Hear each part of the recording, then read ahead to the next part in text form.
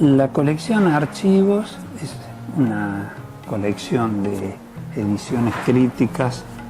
de las obras mayores de la literatura latinoamericana del siglo XX, una colección que se fundó en el año 1984, el acto fundacional se hizo en Argentina, en Buenos Aires, por invitación del gobierno nacional,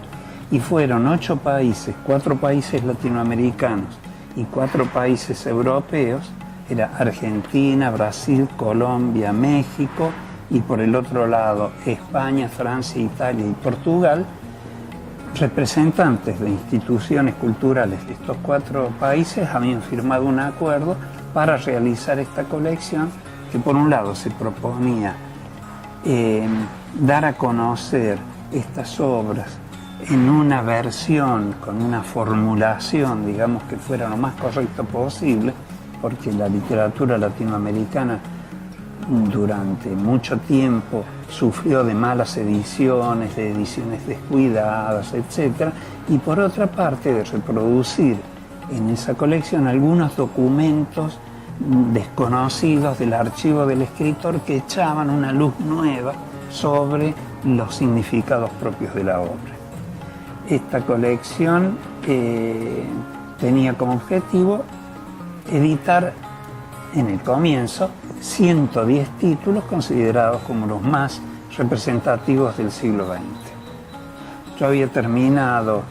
en el 85, terminé todos mis estudios en París, hice una tesis sobre un autor argentino, Leopoldo Marechal, había estudiado las novelas de Marechal en esa tesis, había hecho 2 maestrías, hice una tesis sobre Sábato y la otra sobre Homero Manzi,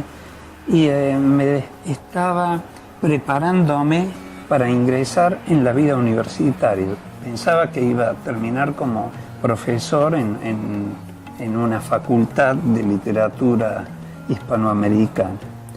Y por esas vueltas de la vida, si primero me propusieron un trabajo que me interesó en un organismo internacional, cultural, que se llamaba la Unión Latina, que dependía de la UNESCO, y después conocí a quien era en ese momento el director de la colección Archivos,